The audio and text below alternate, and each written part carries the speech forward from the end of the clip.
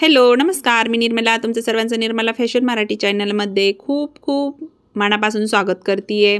तर आज आपण 34 साईजचं कटोरी ब्लाउजचं पेपर कटिंग बघणार आहोत अगदी सोप्या पद्धतीने।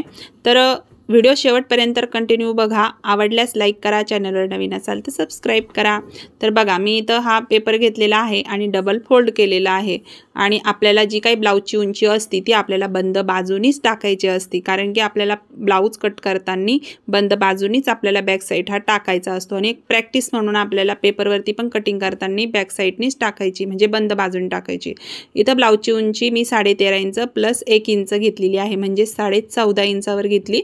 त्याच्यानंतर शोल्डरचं माप जे आहे ना ते आपण इथं टाकलेलं आहे 5.5 इंचावर, सॉरी 5.25 इंचावर टाकलेलं आहे। आणि तुम्ही या पद्धतीने शोल्डरचं माप हे कमी जास्त करू शकता, तुम्ही लहान पण घेऊ शकता, म्हणजे 5.25 इंच 5 इंच पण घेऊ शकता जर तुमचा गळा खूप डीप असेल तर।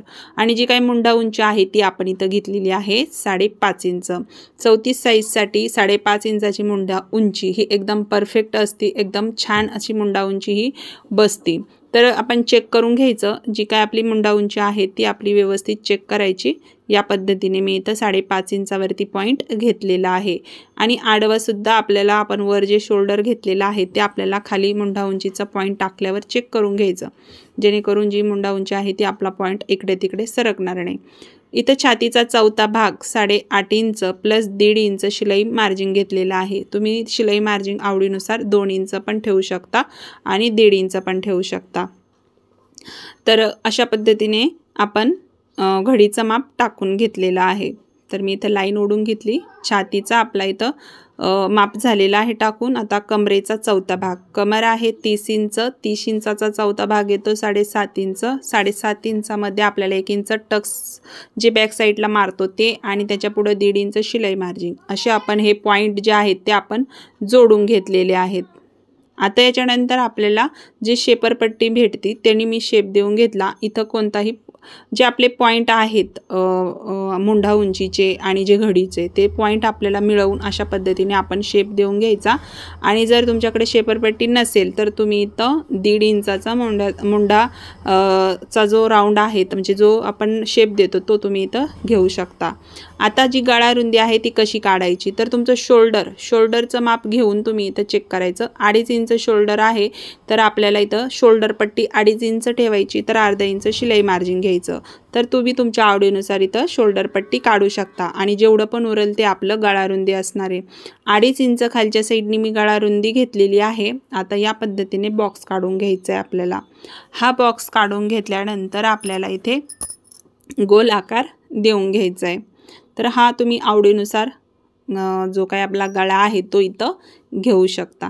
तर मी इथं गोल गळ्याचा आकार देऊन घेतलेला आहे। तर आता आपला हा जो काय बॅक साईड झालेला आहे तो आपण इथं काढून घेतला। बऱ्याच मैत्रिणींचं शोल्डर उतरतं तर आपण गळ्याच्या साईडनी या पद्धतीने 1.5 इंच डाऊन करून घ्यायचं।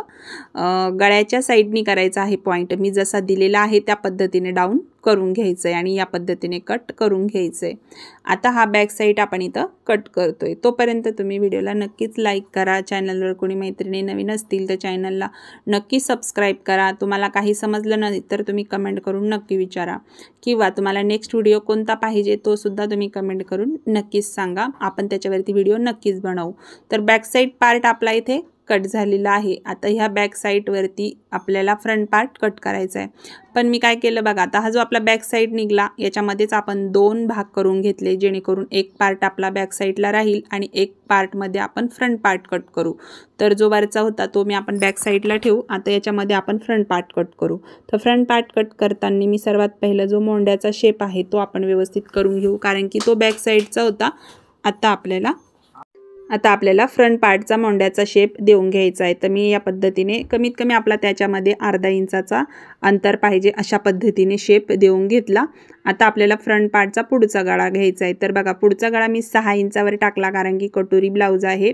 तर आपण जेवढी वरती गळा रुंदी आलेली आहे तेवढी आपण खालच्या साईडला बॉक्स काढून घ्यायचा आहे, किंवा जर तुम्हाला पसरट गळा आवडत असेल पुढून तर तुम्ही 2.5 इंचाचा गळा रुंदी घेऊ शकता। तर या पद्धतीने आपण गोल गळा काढून घेतला। आता आपल्याला योकपट्टीचं माप टाकायचं आहे, तर योकपट्टी ही मी 2.5 इंचावरती टाकून घेतलेली आहे। 1.5 इंचाचा शेप देऊन घ्यायचा आहे आपल्याला ह्या योकपट्टीसाठी। आता आपल्याला टाकायची आहे कटोरी। तर कटोरी टाकताना बघा आपल्याला 34 साईजला घ्यायची आहे 5.5 इंचाची। तर मी 5.5 इंचावरती पॉईंट घेतला। आता जो आपण मोंड्याचा आकार काढून घेतला तिथून 2.5 इंचावरती पॉईंट घेतला। आता वरतून तुम्ही 5 इंच आणि 4 इंच याच्यामध्ये तुम्ही अंतर घेऊन तुम्ही एक पॉईंट घ्यायचा आहे तुम्हाला जिथे द्यायचा आहे तिथे, किंवा गळ्याच्या वरतून 1 इंच पॉईंट घ्यायचा आहे। अशा पद्धतीने हे पॉईंट आपल्याला जोडून घ्यायचे आहेत। आता तर मी शेपर पट्टीचाच वापर करते बघा। या पद्धतीने तुम्ही थोडं थोडं आपण जोडून घेऊ शकतो। हाताने जमत असेल तर तुम्ही हाताने पण या पद्धतीने आकार देऊन घेऊ शकता। आता आपल्याला हे सगळे पार्ट कट करून घ्यायचे। तर मी सर्वात पहिले योकपट्टी कट करून घेतली, गळा कट करून घेतीये आणि त्याच्यानंतर कटोरी। खरं तर म्हणजे मी हा व्हिडिओ जो आहे फास्टमध्ये तयार झाला माझ्याकडनं, नाहीतर मी एकदम सविस्तर माहिती देऊन हा व्हिडिओ शूट केला होता। मला पुन्हा बोलावं लागलं कारण की तो 2 स्पीडमध्ये तयार झाला होता। तर मग चला जाऊ द्या, आपले सगळे पार्ट इथं कट झालेले आहेत। आता आपल्याला इथं काय करायचं, कटोरी कशी वाढवायची ते बघू। तर मी इथं वेगळा पेपर घेतला। या पेपरवरती आपल्याला कटोरी जशीच्या तशी आखून घ्यायची आहे। सर्वात पहिलं कोणचा पार्ट कुठं वाढवायचा ते मी तुम्हाला सांगणार आहे। तर इथं ही जी कटोरी आहे ही आपली या पद्धतीने बघा मी काय केलं, अर्धा इंच वाढवून घेतलं। जिकडनं गोल राऊंड आहे तिकडनं अर्धा इंच आणि जिकडनं आपल्याला हुकलूक पट्टी लावायची तिकडनं अर्धा इंच। आता मी इथं ह्या साईडला 1.5 इंच पॉईंट घेतला आणि ह्या साईडने 1 इंच पॉईंट घेतला। तर हे पॉईंट लक्षात ठेवायचे आणि यांचा मधला सेंटर घ्यायचा आहे बघा या पद्धतीने। खालच्या साईडला 1.5 इंच पॉईंट घ्यायचा आहे आपल्याला। आता हे सगळे पॉईंट लक्षात ठेवून जोडून घ्यायचे आहेत आपल्याला। नेक्स्ट व्हिडिओ हा एकदम मी हळूवार आणि सविस्तरपणे सांगल। आता याच्यानंतर हे पॉईंट शेपर पट्टीनेच मी जोडून घेते। हळूहळू आपल्याला हे पॉईंट जोडायचे आहेत। तर तुम्ही हाताने आकार देता येत असेल तर असं हाताने पण आकार देऊन घेऊ शकता। आता ही कटोरी आपल्याला वेगळी करून घ्यायची आहे आणि आपली कटोरीसुद्धा खूप सुंदर तयार झाली। तर या पद्धतीने एकदम सोप्या पद्धतीने मी तुम्हाला कटोरी ब्लाउजचं कटिंग करून दाखवलेलं आहे। तर आता हिचं बघा तुम्ही इथं जेव्हा पण आपली कटोरी 1 इंचानी मोठी होती ती बिघडत नाही, ती व्यवस्थित आपली बरोबर त्या क्रॉसपट्टीमध्ये फिट होऊन बसते। त्यामुळं इथं काही घाबरायचं नाही की कटोरी मोठी झाली की काय। तर बघा या पद्धतीने टक्स घेतल्यानंतर ही बरोबर आपली प्रॉपरमध्ये बसलेली आहे। टक्स किती घेतला तर कटोरीचा आडवा टक्स हा 1.25 इंचाचाच घ्यायचा आहे तुम्हाला आणि उभा टक्स जो आहे तो 2.25 इंचाचा घ्यायचा आहे। ही जी योकपट्टी आहे ही आपल्याला 2.25 इंचानी खालून वाढवायची आहे, नाहीतर मग फ्रंट पार्ट हा आपला कमी पडन। तर बाकी कोणत्या पार्टमध्ये काही करू नका, पण जी योकपट्टी आहे आपली ती 2.25 इंचानी खालून वाढवा। तर व्हिडिओ कसा वाटला कमेंट करून नक्की सांगा।